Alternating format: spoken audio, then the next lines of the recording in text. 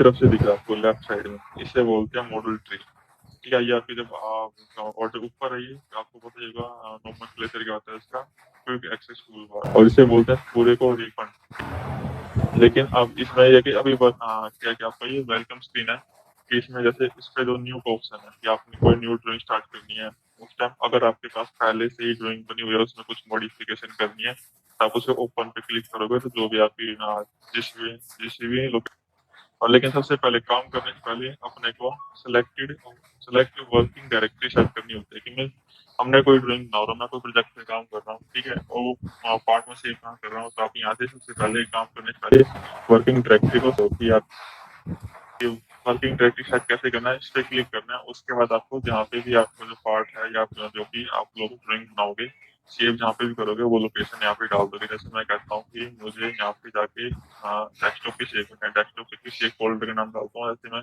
इस पे डालता हूँ डेस्कटॉप पे सेव करता हूँ, मैंने कर दिया। हम स्टार्ट कर देते हैं न्यू पे जाके। जैसे आपने न्यू पे क्लिक किया, न्यू पे क्लिक करने के बाद आपके पास एक ड्रॉप डाउन विंडो आ जाएगी। उसमें क्या है कि देखो layout, sketch, part, assembly, manufacturing, drawing, format, notebook, ठीक है, और ये है सब टाइप, सॉलिड चाहिए, सीट मटेरियल। तो जैसे डिफॉल्ट कर देते हैं इन्होंने पार्ट, मतलब पार्ट पे क्लिक करो सॉलिड, मतलब आपको पार्ट मॉडलिंग के लिए जो जो इसका इन्वायरमेंट होगा वो खुल जाएगा। स्केच से आपको सिर्फ ओनली स्केचिंग करनी है तो आप सिर्फ स्केच पे क्लिक करके ओके कर सकते हो। पार्ट पे करोगे तो ये सब खुल जाएंगे। असेंबली अगर आपको करनी है तो असेंबली के कुछ टाइप खुल जाएंगे आपके पास, ठीक है। मैन्युफैक्चरिंग करनी है तो उसके लिए ये आ जाएगा, ठीक है। ड्राइंग करनी है तो इसके लिए, लेकिन अपने को क्या करना है कि सिर्फ अभी स्केचिंग करनी है। फिलहाल आपका जो पहला मॉड्यूल है वो क्या स्केचिंग का, तो हम लोग सिर्फ स्केचिंग करेंगे। अगर आपको पार्ट पे जाना है, स्केचिंग आपकी पार्ट में भी हो जाती है, लेकिन पार्ट में आपके 3D के कुछ टूल भी नजर आते हैं। जैसे यहाँ पे लिखा है देखो, यूज डिफॉल्ट टेम्पलेट। अगर कि जो इन्होंने डिफॉल्ट टेम्पलेट क्लियर किया वही अगर मैंने यहाँ से किया और ओके किया तो जो डिफॉल्ट टेम्पलेट एक्टिव होगा वो ओपन हो जाएगा। बट मैं जानता हूँ उस टेम्पलेट पे ना काम ना करूँ, तो यहाँ पे इसको अनटिक कर देना। अनटिक कर दिया आपने और ओके कर दिया था, इसके बाद एक डायलॉग बॉक्स और खुल जाएगा कि आपको किस पे काम करना है। ये देखो कि IN है, मतलब ये इंचेस वाला है कि इसमें जो आपकी यूनिट होगी इंच में होगी, ठीक है। लेकिन मैं चाहता हूँ कि MM पे, तो आपको जाना है सॉलिड पार्ट MM की है, ठीक है। MMS पार्ट सॉलिड ये क्या कि MM में काम करेगी। जैसे मैं कहता हूँ ये ले लिया मैंने MMS पार्ट सॉलिड, और फिर करके मैंने ओके भी इसको एक्सेस कर सकते हो। जैसे मुझे स्केच करना है तो आप क्या करोगे, सबसे पहले स्केच पे क्लिक करना है आपको। स्केच पे गए और प्लेन सेलेक्ट करना है, किस प्लेन पे जाना है आपको। मैं कहता हूँ कि मुझे ये प्लेन सेट करना है, ठीक है, और यहाँ से करना है स्केच, और उसको मैंने कर दिया ओके। ये आ जाएगा आपके पास की तरह के, मतलब कि आपका ये प्लेन सेट हो चुका है। राइट प्लेन जो है यहाँ पे देखो राइट हाईलाइट करना, मतलब राइट प्लेन सेलेक्ट हो चुका है। अगर नॉर्मल टू डिस्प्ले करना है मतलब तो उसके लिए शॉर्टकट भी होती है Shift+N, आप उससे भी कर सकते हो, या फिर आप कर सकते हो यहाँ पे जो ऑप्शन है स्केच, उस पर क्लिक कर दो डायरेक्ट, तो ये नॉर्मल टू डिस्प्ले आ जाएगा, ठीक है।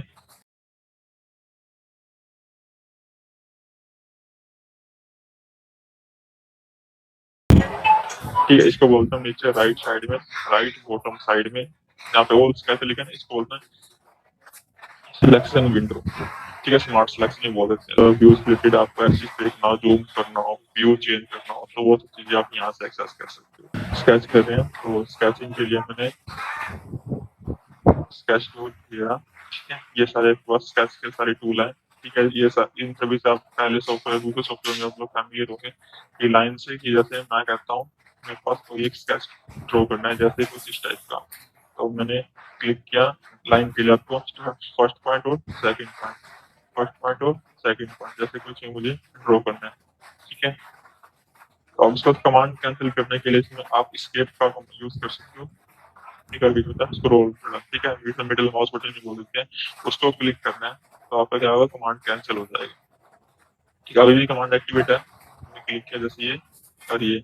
अब मुझे हटाना है, यहाँ से काम नहीं करना, मैंने क्लिक किया, अभी कमांड एक्टिवेट है। मैं एक बार और बटन दबाऊंगा अभी कमांड क्या होगा, ये होगा कि मैंने कमांड कैंसिल कर दिया।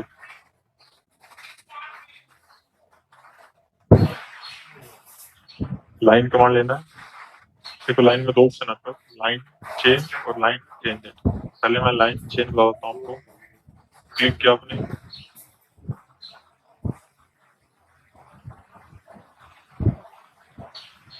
क्लिक किया फर्स्ट पॉइंट, सेकंड पॉइंट, आपको इतना इतना ही चाहिए। उसका क्या करना आपको, अगर आप नहीं चाहिए उसका क्या करना आपको, मिडिल माउस बटन दबा देना, तो ये कमांड कैंसिल हो जाएगी। बट अभी लाइन कमांड एक्टिवेट है कि आपको कहीं भी क्लिक कर सकते हो। मैंने कहा कि यहाँ पे क्लिक करके और यहाँ से मुझे दूसरा लाइन स्टार्ट करना है, यहाँ पे क्लिक कर दो। आपको बिल्कुल ही कमांड कैंसिल करने से 2 बार आपको मिडिल माउस बटन दबाना पड़ेगा। चलिए देखो, जैसे ही व्हाइट हो जाएगा ये आप यहाँ से सेलेक्ट पे क्लिक करके आप यहाँ से कमांड कैंसिल कर सकते हो। ठीक है, जैसे ही आपने कमांड कैंसिल की ऑटोमेटिकली वो डायमेंशन डिटेक्ट कर लेगा। ठीक है, कि आपको उसकी पोजीशन कहाँ से कहाँ देनी है, तो आप यहाँ पे डायमेंशन कर सकते हैं। रेक्टेंगल अलग बस 4 टाइप के हैं, corner rectangle, slanted rectangle, centre rectangle और पैरेललोग्राम। जैसे कॉर्नर रेक्टेंगल है, कॉर्नर रेक्टेंगल नाम से पता चल रहा है फर्स्ट पॉइंट और सेकंड पॉइंट मैंने जैसे डाल दिया, और अभी भी कमांड एक्टिवेट है। दोबारा मैं दूसरी जगह भी इसको मैं यूज कर सकता हूँ।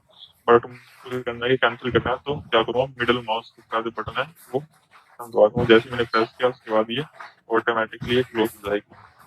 उसका जो मतलब कि इसको कंस्ट्रेंट करना, तो ऑटोमेटिकली कंस्ट्रेंट करने के लिए इसको जो भी डिफॉल्ट डायमेंशनिंग की जरूरत पड़ती है वो डिफॉल्ट डायमेंशन आपके पास आ जाएगी। कि अगर आपको लगता है कि आपको ये सब नहीं चाहिए तो आप सिलेक्ट करो, और जो कीबोर्ड में जो डिलीट का बटन है आप उसको वहाँ प्रेस करके डिलीट कर सकते हो। सिलेक्शन मेथड होता हूँ, इसके अंदर सिलेक्शन मेथड कौन कौन सी होती हैं। रेक्टेंगल में कॉर्नर रेक्टेंगल हो गया, स्लैंट में आपको पता है कि कोई किसी एंगल पर रेक्टेंगल चाहिए तो आप उसका यूज कर सकते हो। कोई लाइन वाला इंक्लाइन है उसके ऊपर इस तरह का अगर आपको ऑब्जेक्ट चाहिए तो आप उस टाइम स्लैंट रेक्टेंगल यूज कर सकते हो। आप इसकी डायमेंशनिंग करके इसकी एंगल भी आप लोग चेंज कर सकते हो कि 30 पे है, 15 पे है, या 45 पे है, 60 डिग्री एंगल पे है। जितना भी आपको एंगल चाहिए आप यहाँ से आप यूज कर सकते हो बाय डायमेंशनिंग के through. Centre rectangle, centre point चाहिए, सेंटर सेंटर वही सेंटर शार्प वो इक्वली जितना आपको लेंथ चाहिए आप क्लिक करोगे, उसके बाद कैंसिल।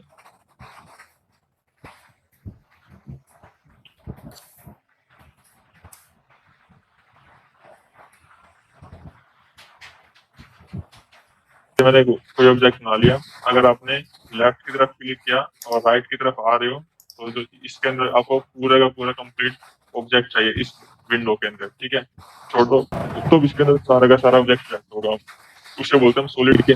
और इसको हम लेफ्ट साइड क्लिक कर सॉरी राइट साइड क्लिक करके लेफ्ट की तरफ जाते हैं, और जैसे ही मैंने इसको टच किया वो पूरे के पूरे को सिलेक्ट कर देगा। टच करने के बाद से ही वो सिलेक्ट हो जाएगा। ठीक है, इसको बोलते हैं हम क्रॉस सिलेक्शन। ठीक है, कि मीन्स उसको कंप्लीट जो आप एक सिलेक्ट कर रहे हो इस कंप्लीट विंडो के अंदर आपका आना चाहिए ऑब्जेक्ट, तब जाके उसे सिलेक्ट मानने का, अदरवाइज सिलेक्ट नहीं करेगा। मैंने क्या क्लिक किया और यहाँ पे क्लिक किया, ये सिलेक्ट ही नहीं हो पाएगा। देखो ध्यान से उसको सिलेक्ट ही नहीं कर पाएगा। ठीक है, जब मैं कहता हूँ यहाँ पे सिलेक्ट किया, और ये जो आपके पास 2 एजेस हैं मैंने इसको क्लोजली इनक्लोज किया तब जाके ये सिलेक्ट होगी। बट ये देखो अभी भी ये ऑरेंज कलर किया, मतलब ये अनसिलेक्टेड है। और इसके बाद जो क्रॉस सिलेक्शन में क्या होता है कि आप जाओ इसको सिर्फ टच करना है। ठीक है, जैसे मैं टच किया जिसको भी टच करेगा उसको पूरा कंप्लीट सिलेक्ट कर देगा। जैसे मैं आ गया इधर, ये एज भी ये सिलेक्ट टच हुआ और ये सिलेक्ट हो चुका है। इसके